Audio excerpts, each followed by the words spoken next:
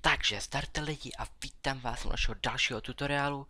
Já jsem Transmissions Gamers Plus a dneska si ukážeme nejlepší programy na nahrávání. Vybral jsem asi ty tři nejznámější a nejlepší, a to je Fraps, Bandicam a DxTory.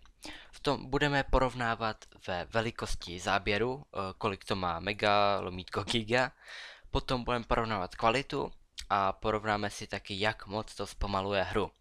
Takže konec vykecávání a rovnou se pustíme do hry. Bude to hra teda Battlefield 3 a budeme to hrát na ultra detaily. Takže první záběr bude z Frapsu. Takže tady je záběr z Frapsu. Před začátkem nahrávání jsem měl 50 fps nebo 55, něco mezi, nějak to poskakovalo. A s nahráváním mám 44 až 40 až 45, to tak nějak přibližně. Tady vidíte kvalitu a všechny videa udělám stejně dlouhý a pak si poměříme i velikost. Tady to je záběr z Frapsu. Takže tady to je záběr z Bandicamu. Před začátkem nahrávání jsem měl 50, nějak tak to poskakovalo. Teďkon mám 30, 36, 38.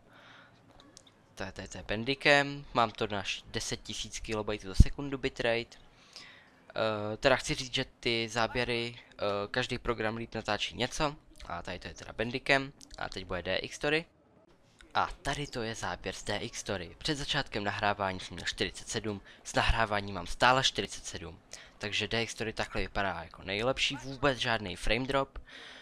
Pak ještě potom, až po těchto ukázkách vysvětlím, jak to z DxTory funguje. Mám tam úplně stejné nastavení jako v Bandicamu. A to je teda DxTory a teď si teda řekneme ty rozdíly a velikosti a všechno takový, takže už jsme viděli porovnání těch kvalit a porovnání FPS a teď si ukážeme porovnání velikostí. Takže nejdřív se podíváme na velikosti Frapsu. Tady je ten záběr, ten už jste ostatně viděli. A má to 1,6 GB za 29 vteřin. 1,6 GB je hodně moc. Za půl minuty. Když chcete natočit 20 minut, tak to bude prostě neuvěřitelné množství gigabajtů, co musíte mít volného. A ohledně té kvality vím, že to vypadá asi jako nejlepší kvalita, ale musíte vzít v potaz, že takovýhle video na YouTube nedáte, musíte to stejně zkonvertovat, tady to bude vypadat o dost hůř. Teď se podíváme na záběr z Bandicamu, nevím, proč jsem to shodil. Asi Bandicam a BF3, to vypadá jako ono pravděpodobně.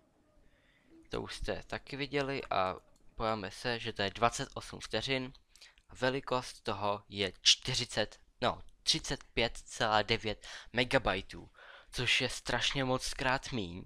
Ta kvalita je sice horší a ten frame drop byl, myslím, taky horší, ale je to strašně moc krát menší, ušetříte si spoustu času a spoustu místa na disku a spoustu trápení.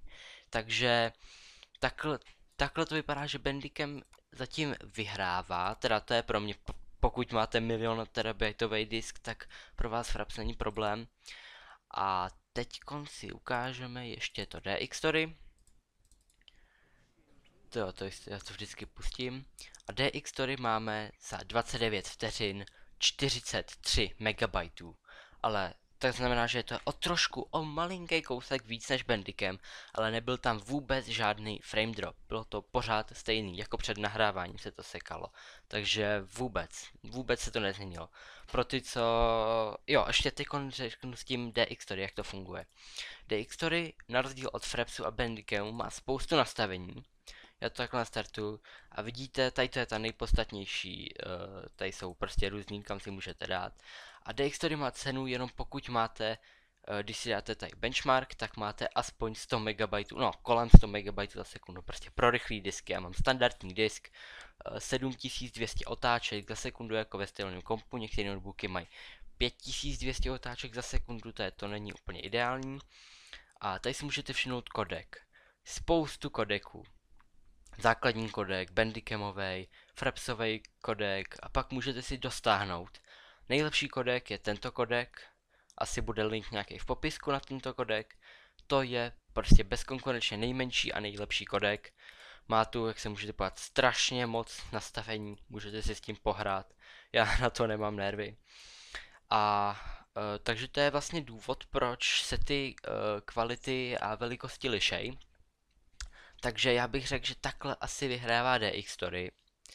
Používal jsem teda ne free verze, používal jsem plně koupený verze. Teda koupený mám jenom DX Story, Bandicam a Frapsy jsem si stáhnul a hned je smažu, to bylo jenom na ukázkové účely.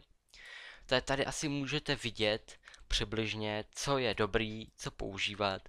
Můžete si zkusit, třeba vám na počítači něco nepůjde.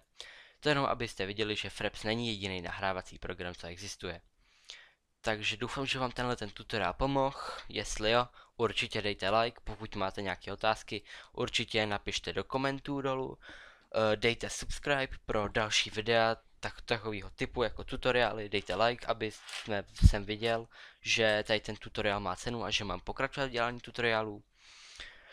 Takže tady to byl Transmissions Gamer Plus a mějte se fanfárově.